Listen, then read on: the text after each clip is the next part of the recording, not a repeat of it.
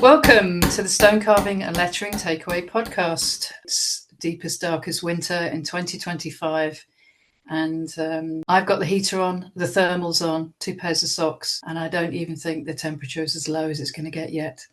But here we are. What's going on today, Charlotte? I'm actually cleaning today. I mean, I know you tease me because my workshop's always cleaner than yours. I don't have room to be clean. Yeah. I don't have room to be messy. Yeah, that's our lives. That's our internal spaces, isn't it? That's our internal brain. We're still here. I think it's amazing. Thank you for all of our listeners. We give a huge thanks to everybody who supports us, listens to us, and gives us such positive feedback. It keeps us going on this journey. Keep the feedback coming, guys. It's really, really lovely. Well, I'm going to say the positive feedback is absolutely wonderful. Oh, yeah, we're not bothered. Don't bother if it's negative feedback. We're really not bothered about that. Yeah. All the lovely emails. Thank you so much. We really do appreciate it. Okay, so over to this month's episode. Yeah, we're nearly at the end of 2025. And this time last year, we released an interview with Richard Kindersley, and we have very sadly heard that he died recently. And we thought that it would be a lovely way to remember him is to re-release the recording that we did a year ago. Richard has been a huge influence on the lettering world. He's trained countless numbers of people, and he's left a huge legacy. It's with thanks that we give this recording in thanks of everything that Richard has done for all of us. So today we are extremely fortunate to have Richard Kindersley in our interview room. So Richard, welcome. It's a real pleasure to have you here. Thank you. It's I feel like we've got royalty on the line, Richard. You are, to some, you are the absolute pinnacle of the craft. So I'm really, really honoured to be able to talk to you and to have you on the podcast. We've got a list of questions which we'll kick off with in a minute. I trained with you for 2 years in 1992 to 1994. So it was quite a long time ago. Anyway. Do you have any, what's your, I'm going to kick off in a slightly, you know what I'm going to ask. Richard, what was Charlotte like as a person in your workshop? Do you have any memories of her at all? Do you even remember her being there? I have lots of memories of her. She was, and no doubt still is, a very strong character.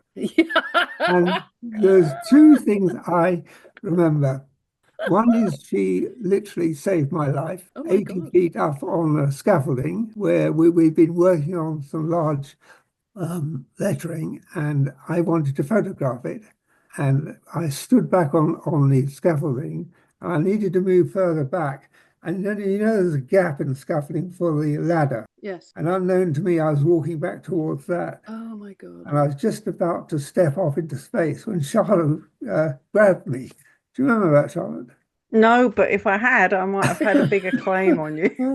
Didn't Gaudi die? Isn't the urban myth that Gaudi stepped back to admire something, got hit by a tram or horse and cart? Yes, I don't know. That could have gone down in absolute history. You and Gaudi. How about that, Richard? I just think I'm going to call that the podcast title, Charlotte Howe Saves Richard Kindersley's Life. Bloody hell. And actually, I know how strong Charlotte is, so she probably literally picked you off the floor and put you back on the scaffolding. It did, but my other enduring memory about Charlotte, and we worked on several larger building sites, is the way she would come onto a building site and literally dominate. And have all these builders sort of scuttering around, getting a bits of scaffolding pole and doing this and that for her. She was an amazingly strong character. Yes, she can definitely organise. Yes, very strong organizer. So she's no one can see her right now, but she's smiling with she knows. Would you recognise those things in you, Charlotte? Would you recognise those?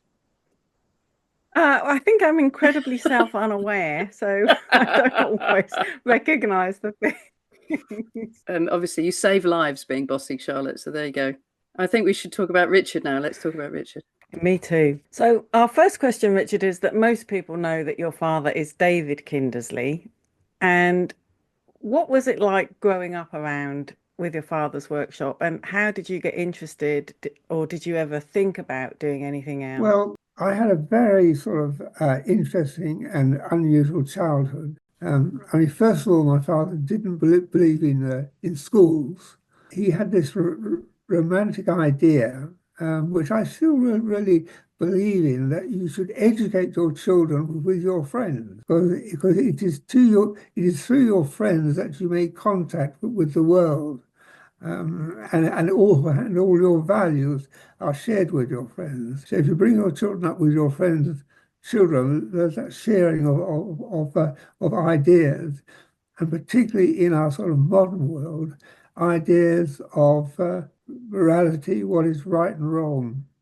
So we had a very disparate childhood in terms of education. We were partly home educated. We were partly educated by some teachers who came to stay with us in a caravan in our garden, and they had two children, so we all came together in a sort of homeschooling setup. And then by the time I was about 12, 13, and my brother was just 2 years younger, my father went through a very, very difficult and protracted divorce. So suddenly, out of the blue, Peter and I were sent off to boarding school. And imagine the sort of culture shock of that, from a very free, home-educated setup with a whole different set of values, to a boarding school with everything was very strict and organized.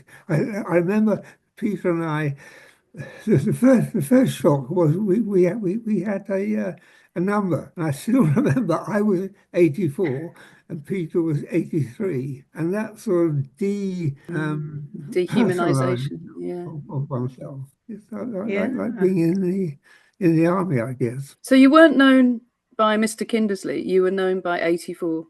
Well, yes. It's very Orwellian. It's like a George Orwell novel, isn't it? Child number 84. It is, isn't it? Yeah. Oh my God. Yeah. Oh my God. But of course, when you're a child, you think it's odd, but you don't think it's, evil or essentially sort of out of context with life. You just accept it. Well, that's what happens at school. Mm. And how did you do at school? Were you academic, or did you struggle? I struggled a bit. Subjects I really enjoyed, like geography, because I really like that sort of map and drawing maps, and odd things, like I became very interested in coal fields. So I did these maps of all the coal fields in the UK. I used to enjoy sports. That's often quite lucky at boarding school. If you like sports at boarding school, that can often allow you some status in a sense, can't it? It can be belonging to a team. Yes. It's often quite good. Yes, and then later on we went to the Norwich Cathedral Choir School, and that has given me an endearing sort of love of ecclesiastical music, because we used to on Sunday go and hear the school choir practice, and that had a sort of lasting. Did you leave school at impression on me. 18, or? I left school at 17, and then I went to Cambridge. I first of all went to the technical college, and then I went on to the art school and did painting, which I wasn't very good at, but I did sculpture with a local sculptor called John Smith, who was quite a sort of star in Cambridge, and he was very influential. He was a great man for improvising. He'd built a furnace in his garden, which I used to go out and help him melt bronze. It consists of a hole in the ground and a vacuum cleaner and a lot of So you were at charcoal. college? Were you at art college for 3? Did you do 3 years, or was it a foundation, or?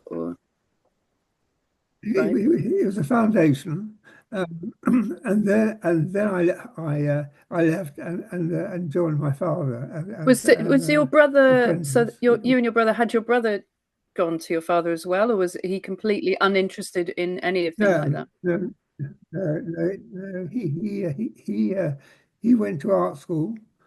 He went to Hastings, took his degree, and then went into publishing. Ah, okay. Still with type, still with words. Absolutely, in a different way, influenced with words in a different way. Yes, and particularly illustrations. He was really sort of innovative in book design. How long did you work with your dad for? What was that like? It must have been about 6 years, 5 years. It was wonderful. I still remember the very first day we started work together. I went into his office where he had an enormous drawing board, and it was always covered with protective paper. And I remember him starting to draw letters, which was just a lovely experience, because as he drew them, he spoke about analogies of structure. Like he would say when he drew the letter R, that the tail had to structurally support the bowl, otherwise it would fall over, and how that leg needed to be strong enough to support the sort of weight of the bowl. So all this sort of insight into individual letters as structures, as sort of dynamic entities, was absolutely fascinating for me anyway. It's sort of to allow you to understand them in real space, even though that they have to occupy space as well as be on the paper, that they have an integral weight and mass, even though they were two-dimensional things. Yes. Do you think that as his apprentice, were you treated differently to other? You must have had other apprentices there too. Yes. Were you were just number 84 in the workshop, or you treat? I wondered whether he was slightly harder on you, or was he just the same with everyone? No, he was very, very even-handed, and that goes right back to our childhood as well. And who else was in the workshop when you were there? There was Kevin Cribb, David Parsley, David Holgate. Do you know that? So David Parsley trained my stepfather, David Baker. That's who David trained with. Yeah. Oh, how interesting! I never knew that. Yeah. So David Holgate, David Parsley, Kevin Cribb. I think for most of the time that was it. Ralph Byer was there occasionally. Oh, okay. And that's another story. So you were there 6 years, and then did your father suggest you go out on your own, or did you say, Dad, I've had enough, I'm going to move to London and I'm going to start up on my own? And how did that transition work? The latter.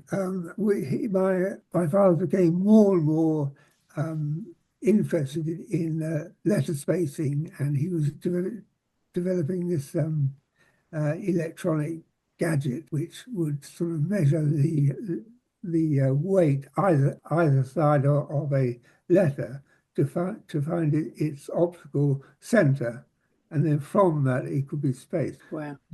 And he became completely obsessed with that. I was involved more on the electronic side because I'd always been fascinated with electronics, and I built radios and crystal sets and things as a child. So when my father started to develop this electronic machine for measuring letter spacing. I helped him with that, which I loved. But it went on, for 2 or 3 years, and after that, my father became even more obsessed, and I became less interested. And I thought it was time to go. So I moved out of his workshop. I started up on my home. I started like everybody else does, literally on the kitchen table. I had an easel in the kitchen, propped against the wall, and I remained in Cambridge for about 2 years, and then I moved to London, as so many people do and have and will do, has been a great centre for work and contact. And did you have, because like anybody, when you move away from the centre of your, you build relationships with clients and they come to you and blah, blah, blah. How did you go about that at the beginning? Was it word of mouth? Was it one person saw one that led to the next, that led to the next? Or did you get a relationship with an architect, or how did that work?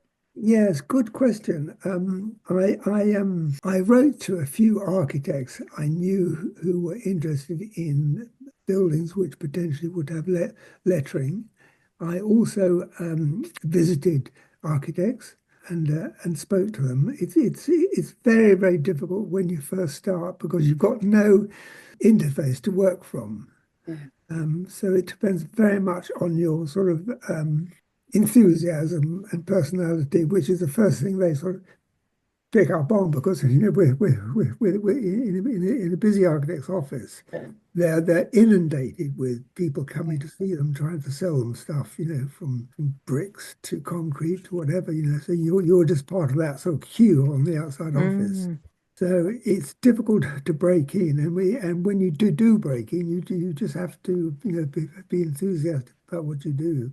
It's really important to sort of know what you're talking about as well, because that will really, click with clients, because it'll be a real sort of intellectual way into your work.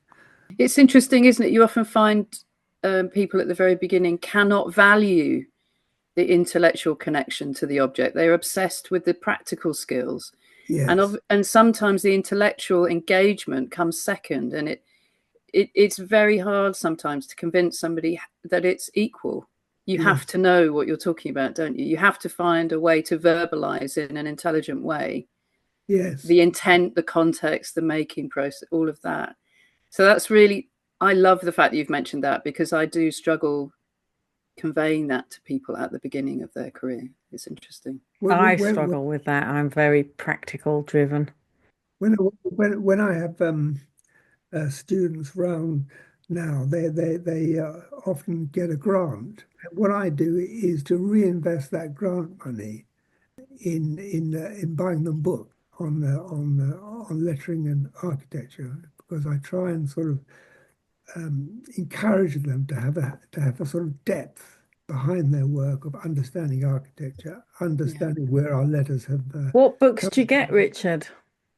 Oh, I've got a great sort of list, but I mean they vary from the huge tome by Morrison, the famous typographer, to Father Cattish, Reynolds Stone. I mean, the great thing is to have variety of people you can admire, because nobody has the complete answer, but everybody has part of the answer. That's great. Yeah.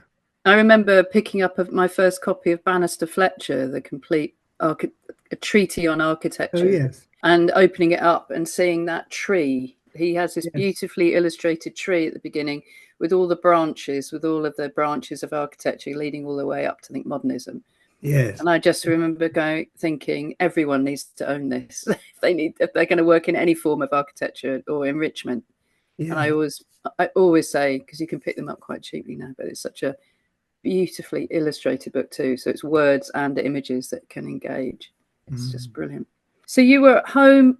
At what point did you and your family think, right, this is it, I'm going to get a workshop and really, it took off? Did it take a couple of years at home, or did it happen quite quickly? It was a slow progress. I was very lucky. I got one or two quite larger commissions early on. There was a huge rebuilding of law courts, so I was quite involved in that. And I mean, not just designing coats of arms, architectural ones to go on the outside of buildings, but smaller ones inside, and of course the title lettering on these new courts. That in itself was a very good apprenticeship, because one had to deal with all sorts of different people, and I had my fair share of rows, with the Home Office and architects and people, because when you're young, the dreadful defining thing about being in your early 20s is your sheer appalling, unstoppable arrogance. And I had that bucketfuls, because I thought that I knew about heraldry, I knew about how to put heraldry on buildings, because I knew about concrete, I knew about brickwork. So no, I was very, very confident with my skills. So I had some wonderful sort of run-ins with architects and the Home Office. Brilliant. Well, you just dug your heels in. You were like, no, you're wrong. Yeah, I did. I mean, the first large commission was for Ipswich Crown Court, and I designed the coat of arms on the outside and the lettering, which was all carved into granite. And then I did the interior coats of arms, and the resident judge said to the architects, "I'm never going to sit in that courtroom while that coat of arms is up there." That monstrosity. I'm not going to look at that. Yeah. What did he object to then? The literal style of it, the fashion of it? Oh, yeah. I mean, it was completely way out. I mean, when I go back and look at it, I think to myself, God, how on earth did I do that? But as I said earlier, it was just the sheer arrogance of being a young man, wanting to make a statement, wanting to make things different. Yeah. As we all know from students and our own backgrounds, that when you're young, you want to be different. You want to change the world. And the difficulty is you haven't always got the experience. You look through a very narrow channel. I mean, coats of arms is an interesting thing, because all I looked at was the redesigning of the Royal Arms, with the lion and the unicorn, and interpreted in a new way. But what you forget about it is that these are also emblems of the court and the sort of power of justice. So you have very narrow sort of tramlines in approaching your work, and a maturity in your work is all about seeing it in a broader context. It's not compromise, but it's being sort of fairer with the outside world. The wider context of the piece. It's interesting, isn't it? Yeah, it really, really is. When you started your own workshop and you became established, did you consciously say, this is the type of work? You must have been offered all kinds of work.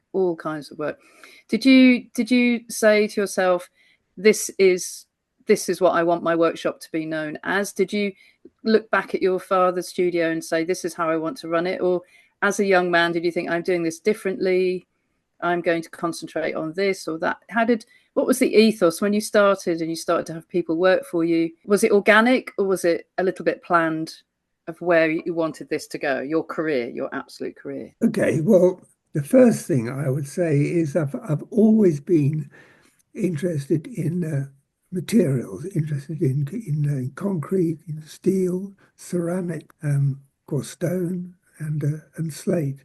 And I saw my work as a probe in exploring these materials. So I was always saying to architects, your building's built out of concrete.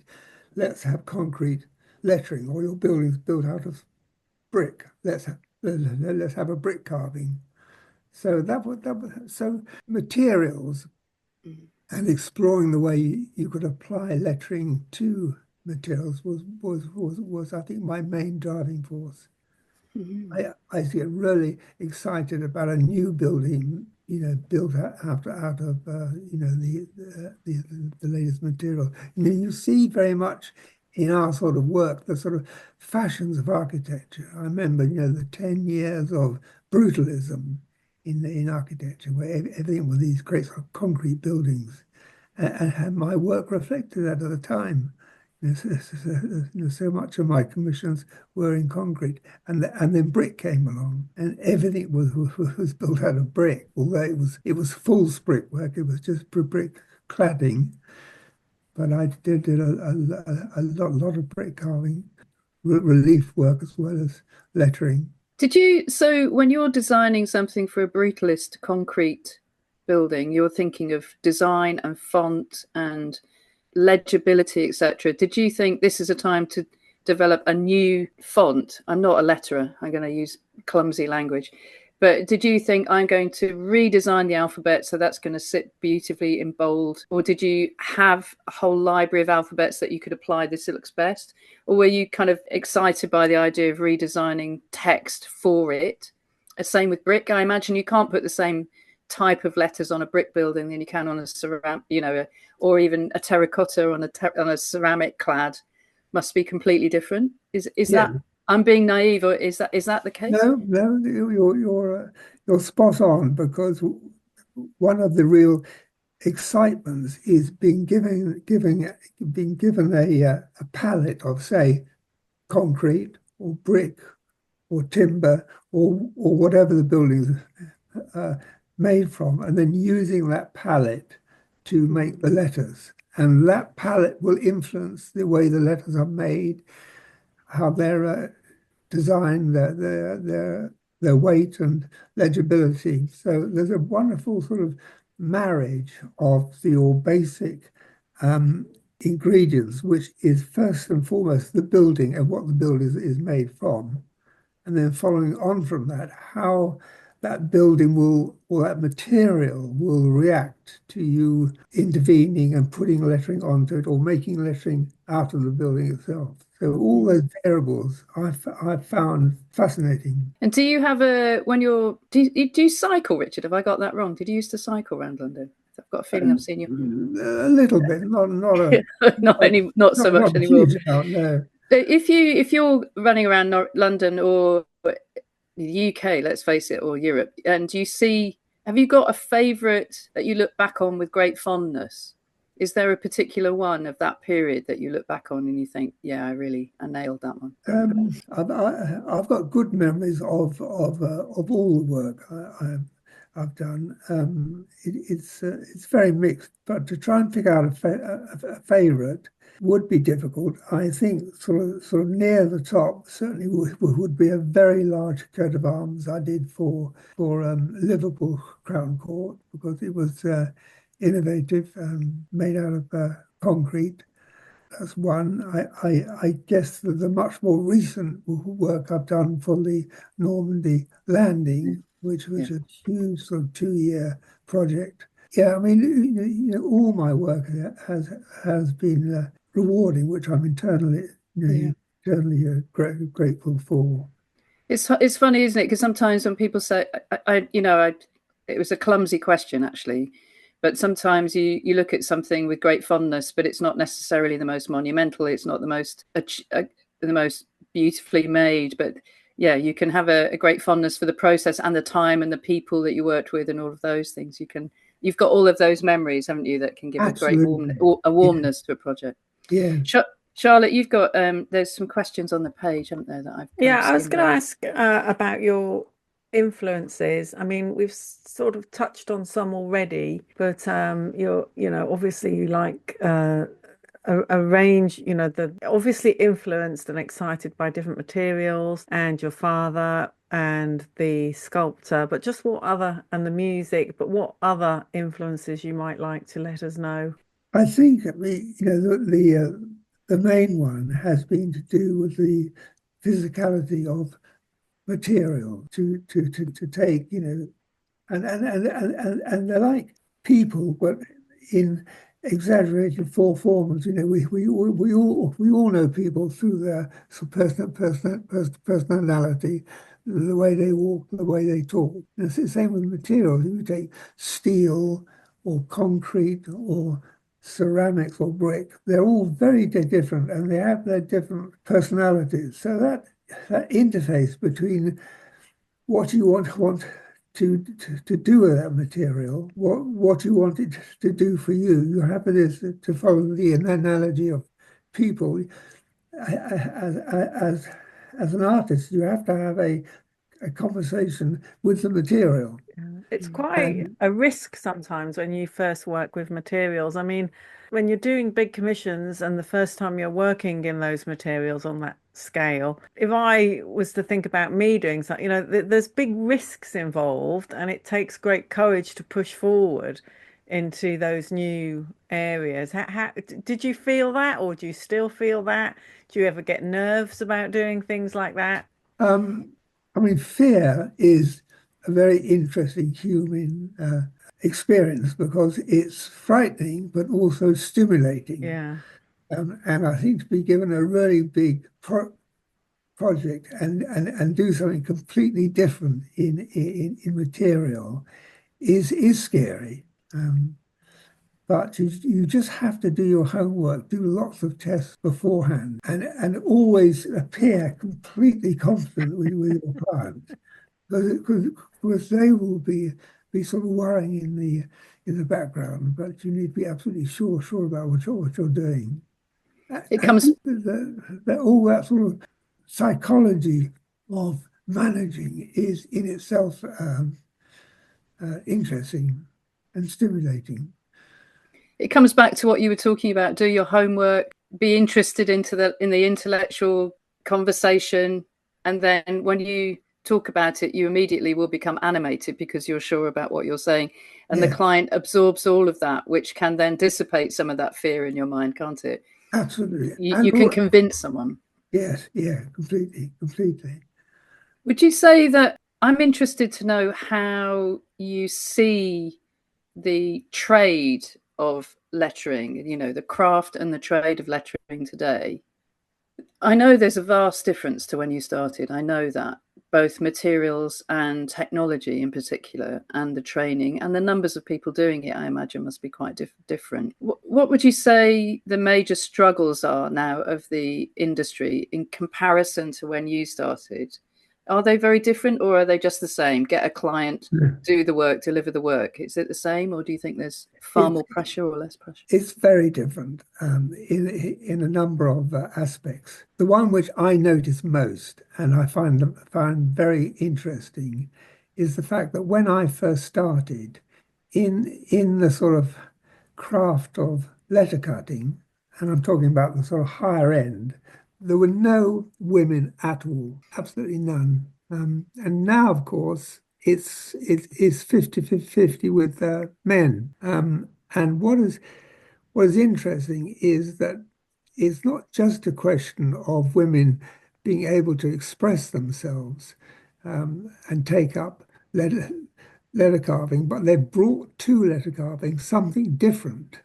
And I think that's a wonderful sort of addition to the craft. The other thing which my father always taught me, that quality will generate work, and he gave the often repeated story that if you go into a graveyard and there's one headstone there produced by a very competent letter cutter, it stands out and shines amongst all the sort of granite memorials. And people will come in and say, I like that. I'm not quite sure why, but I like the simplicity and directness of it. I want one of those for my father when he dies.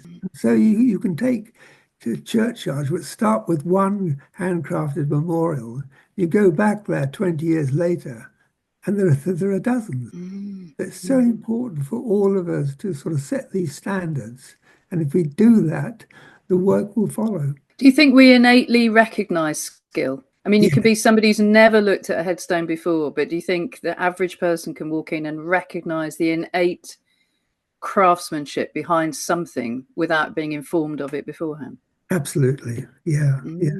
And I think that's the real joy of craft, and it's not just lettering. I mean, I've been to many unveilings of my work, and people haven't been able to articulate like we can about letter forms, but they just think the overall feel of it is beautiful. That's extraordinary. As a mammal on this planet, that we have that in our DNA. I think that is a wonderful, positive human interaction with the world, isn't it? Yeah. In a world where the human interaction can often be devastating, the fact that if we all acknowledge the fact that we can see and understand beauty without being told about it, I think, and it's such a wonderful thing. Brings me to a question I meant to put somewhere on the list. I thought you'd have a really good answer for this. So quite often when you apply for grants, or, you know, people ask you to justify your work, like, why is letter carving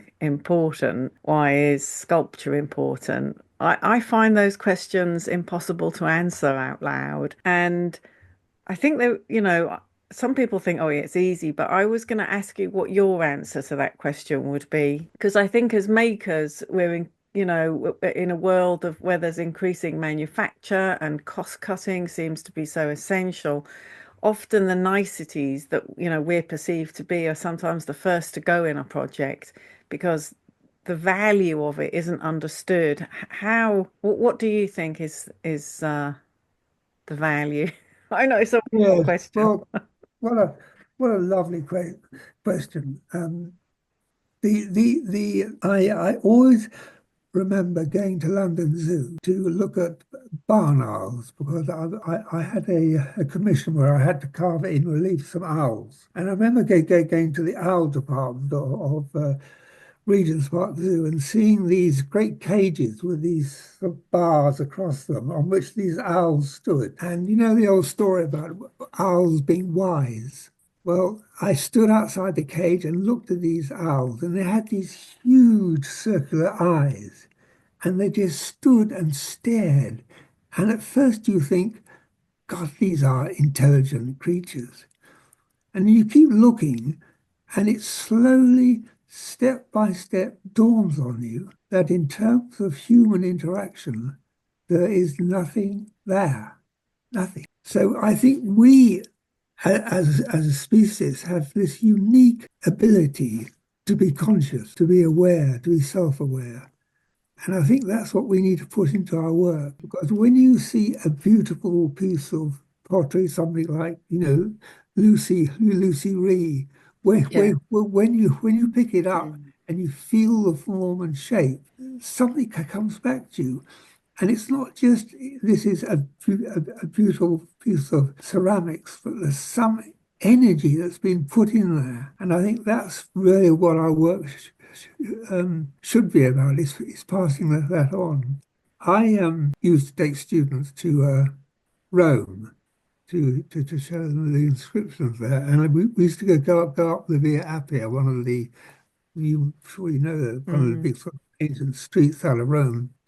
And it's littered with lumps of stone on either side with lovely carved letters. And there's one stone which has a letter D on it, the most beautifully carved D, which I photographed and actually made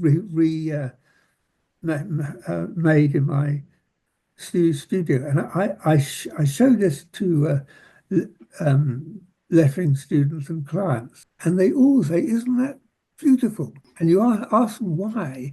And these are people who don't understand about alphabets and drawing and carving, but they just see an object there which radiates beauty. So again, I think that's what we should be involved in. Gosh. I'm talking at a very high level, and all we can be as humble craftspeople is to aim there, not necessarily get there. So can I ask you about the Norman, because I know it's dominated the last few years, I imagine it must have dominated. I'm not sure when it was completed, but I'm fascinated to know about that extraordinary project, because it was so large and such an all-immersive project. Could you just, talk us through that, Richard? Because I was, stunned by it, to be honest. Yes, I mean it was absolutely huge, and on all sorts of levels. I guess the first thing you have to address, and it certainly started to sort of permeate slowly through what we were doing, was just the sheer appalling loss of life. 217,000 men lost their lives. When you think all of them had mothers, fathers, brothers, so the sheer emotional impact of that landing must have been enormous, and the sheer sort of brutality of it. So in some ways, one felt this slightly sort of awkward guilt about being in a very cozy, warm building, designing something which was to commemorate them. I don't know, there were lots of confusing sort of emotions which went through, I think everybody who was involved on it. We had a relatively small team. It started off with me and Robbie Smith doing all the initial design work. There was a lot of computer work as well, designing typefaces. The other thing was the fear always of making a spelling mistake with that huge number of names. Yeah.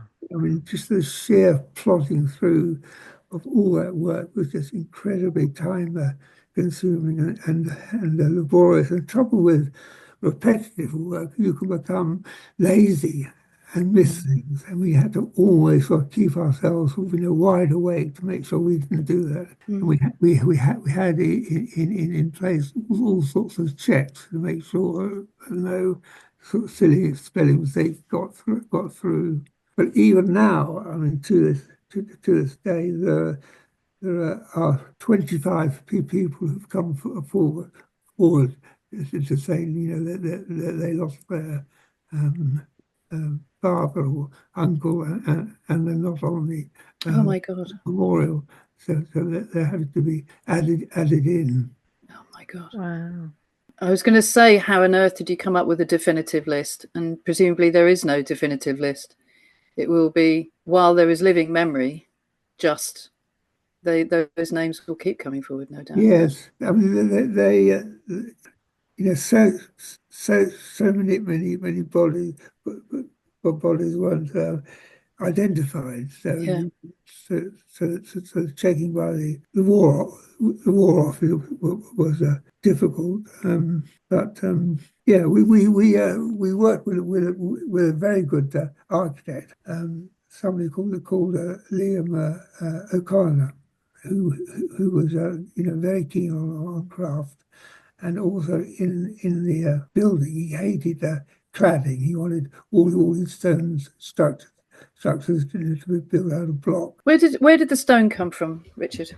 It was planned to come from France, and we had a quarry lined up who the quarry sent over to us a salesman, a French chap who had impeccable English, was very charming, and he said the quarry had millions of tons of perfect stone and nothing to worry about, and they could deliver on time because the schedule was incredibly tight. And when the first stones arrived, and as you two will know only too well, that when a piece of stone comes out of a quarry, you have to trust the quarryman because there's not much you can see. It's just a great boulder covered in mud. So when the stone got back to the UK and we started to saw it up, it was appalling. It was just completely useless. And we had this sort of train already in place of stone coming out of the quarry, going on to lorries, coming across to the UK, starting to flow, and the stone was just no good at all.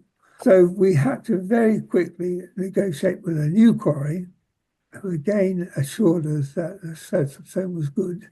And this time the architects in particular were very, very careful about making sure the stone was good, and we have proceeded on that way. The logistics were unbelievable. The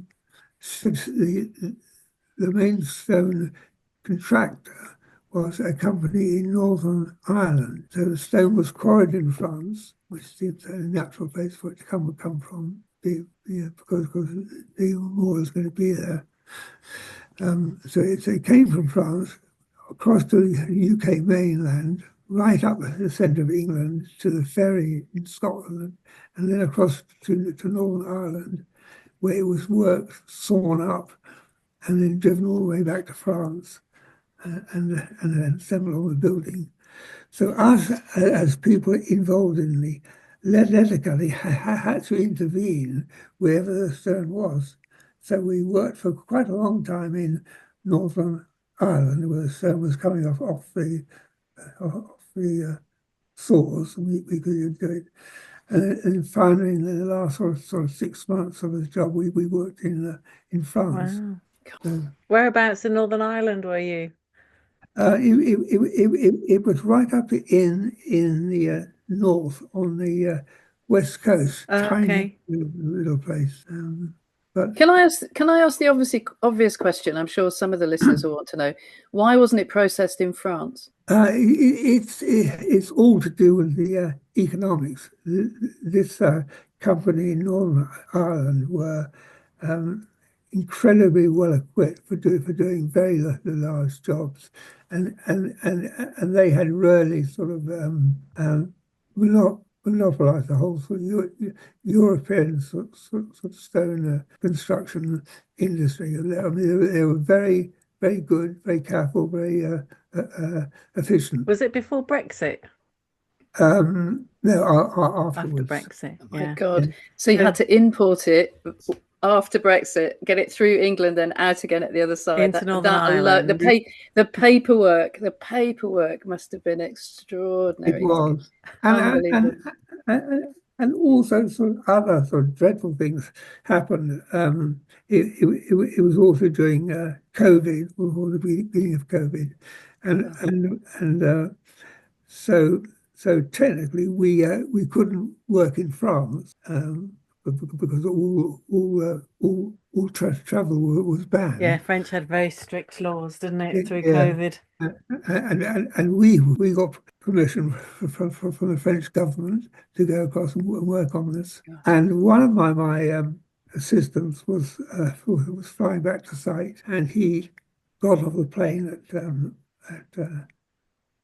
Charles de Gaulle airport and produced the document from the French embassy. And the chap at the desk, very sort of low-level chap, said, I've never seen one of these before," and assumed that this assistant of mine was trying to get in illegally. So he was locked up in a cell overnight. No. He thought he was trying to just get into the country. Yeah. And so we had sort of all night sort of phone calls from the French embassy to the British embassy, and eventually he was let out. He was given a breakfast in his cell. He always tells me this, of a glass of water and a piece of stale bread. But you know, for a young 21-year-old, it's pretty scary. I bet it was scary as hell. Yeah. Oh my God.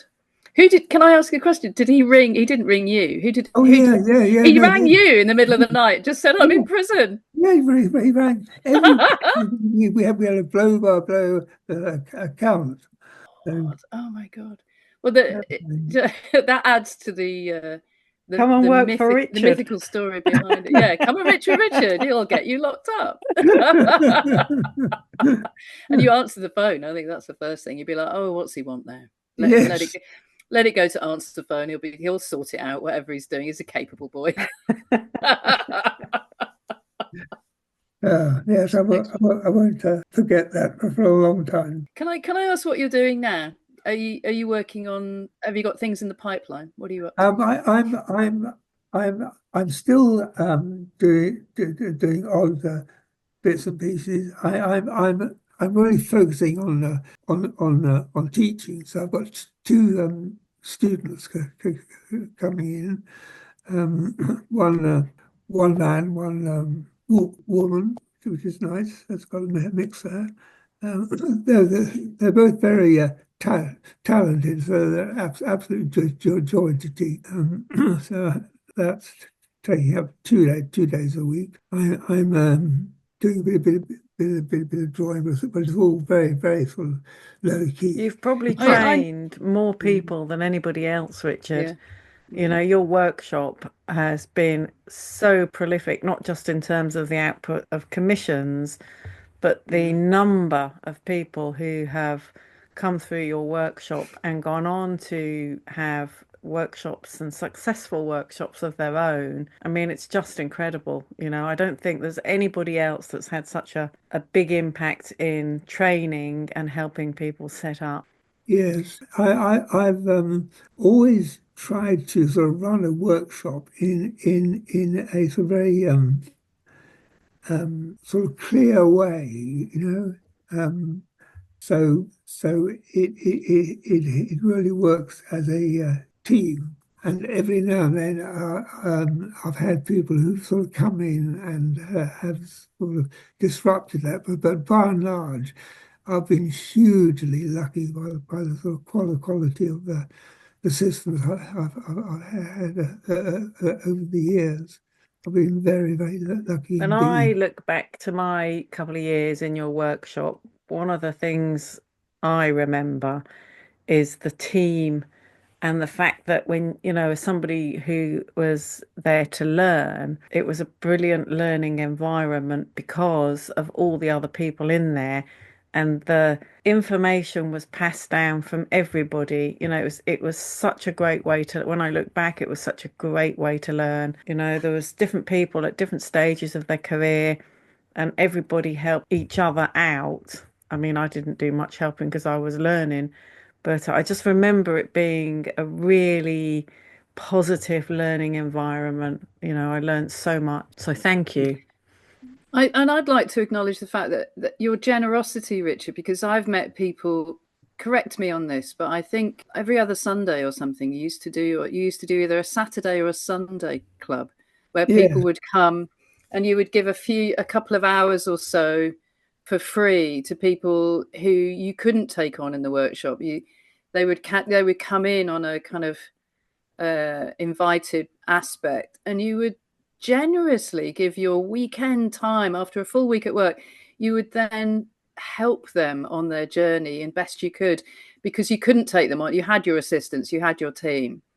And I've met a couple of people who did that, and I don't know anybody that would have done. Your generosity and your sharing of knowledge is unprecedented, I think, across the board in all sorts of crafts. I just think I'd like to acknowledge that your ethos and your methodology around, and you know, your direction and your ethos is so extraordinarily generous, and I think that needs to be said out loud. Yes, I think it's very important that we all acknowledge our sort of heritage that we've all learned from past masters. And unless we all pass it on, you know, it all dies. So we have a responsibility beyond the normal sort of commercial reality of doing work and having to employ assistants. You have to take it one step further than that. Yeah, your legacy as Richard Kindersley is vast and long.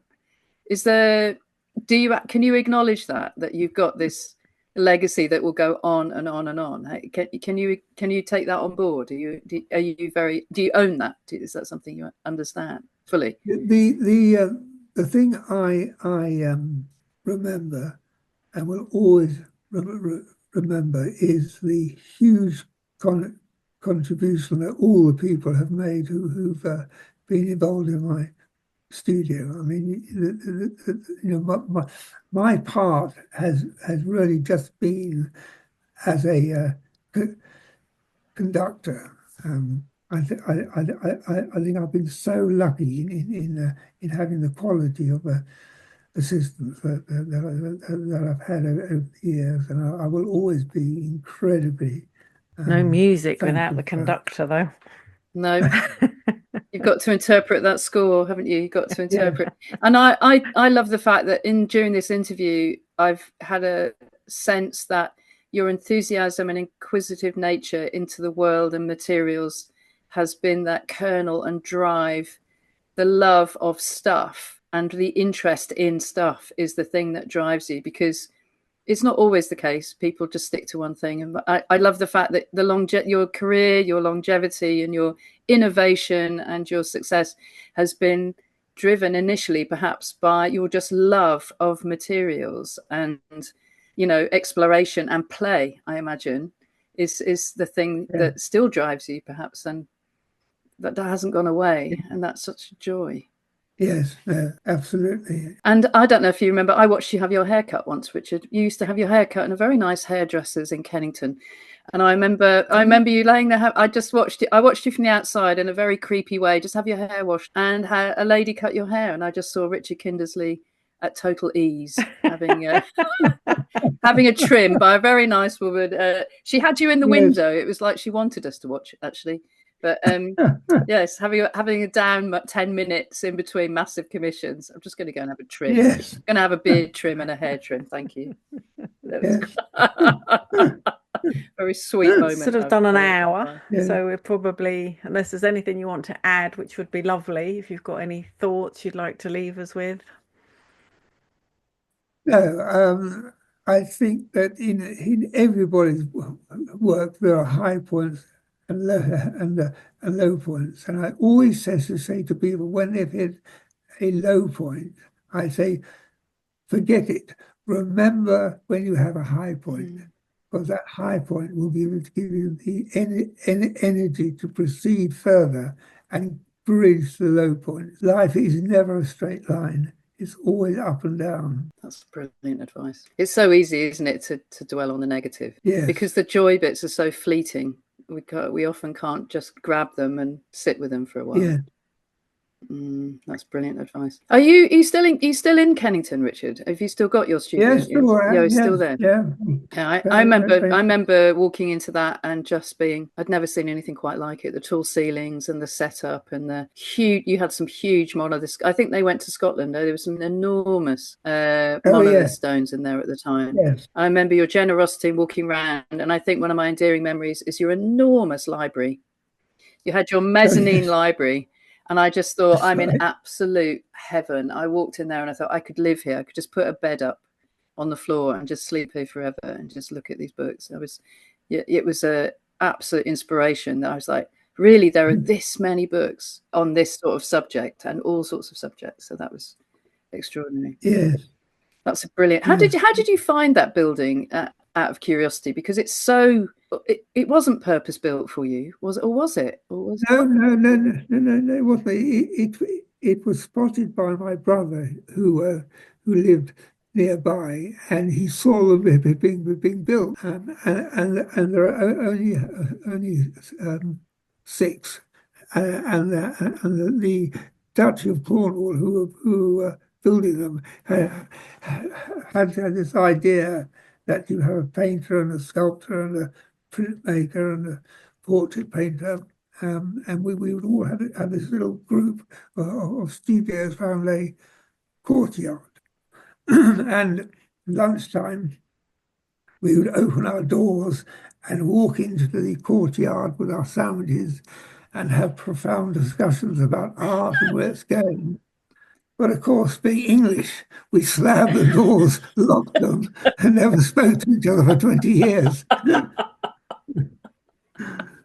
But sadly now, they've all gone back to housing, because no, artists, or most artists, will find it very difficult to work and live in London, because costs are so extreme. Yeah. I mean, just rates, insurance. It's laudable for the government to try and ban cars, etc. But if you're a working sculptor, you need a van, because your materials are quite big. You can't put it on your bike or go on the bus with them. Yeah. So it's difficult. Yeah, it's very rare now, isn't it, to find anybody who can work, well, actually finding any premises to work stone in any kind of city centre across the UK, I think is And when very, they build very craft difficult units, now. they're not thinking about people who make lots of noise and dust. No. Yeah, absolutely. Yeah. Yes, They don't want messy crafts. No, they don't want noisy, messy crafts. No.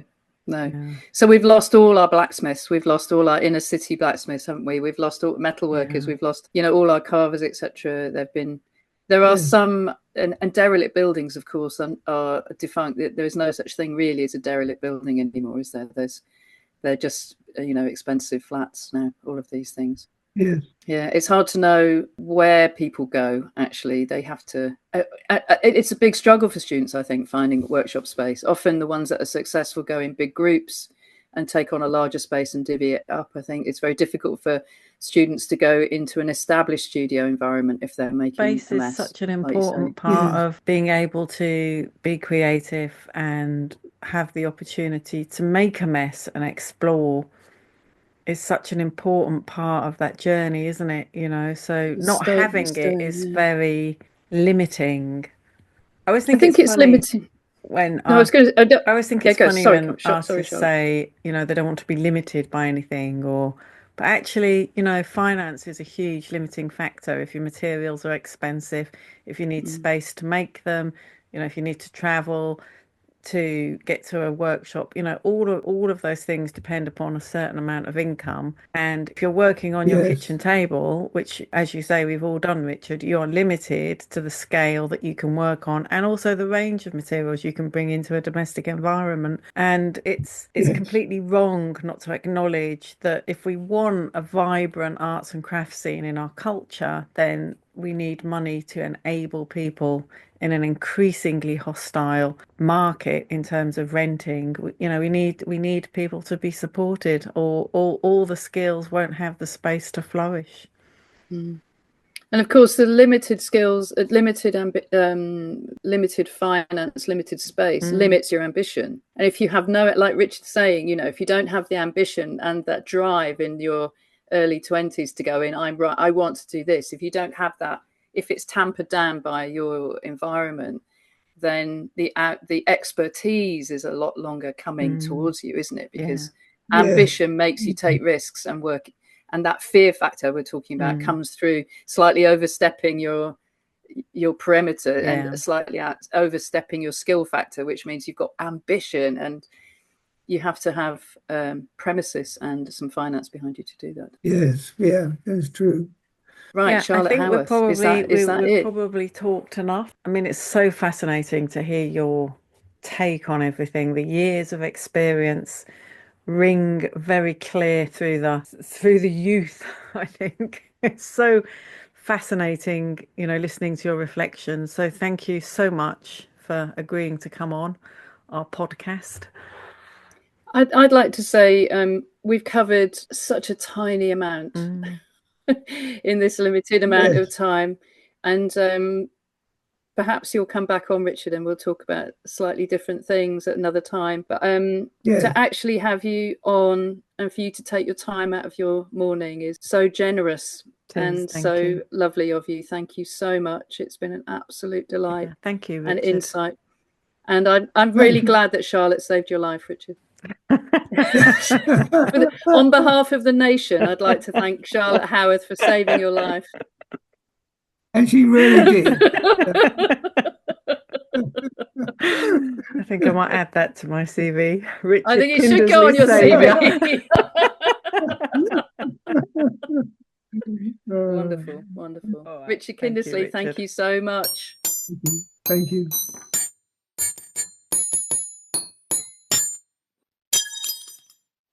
Bugger.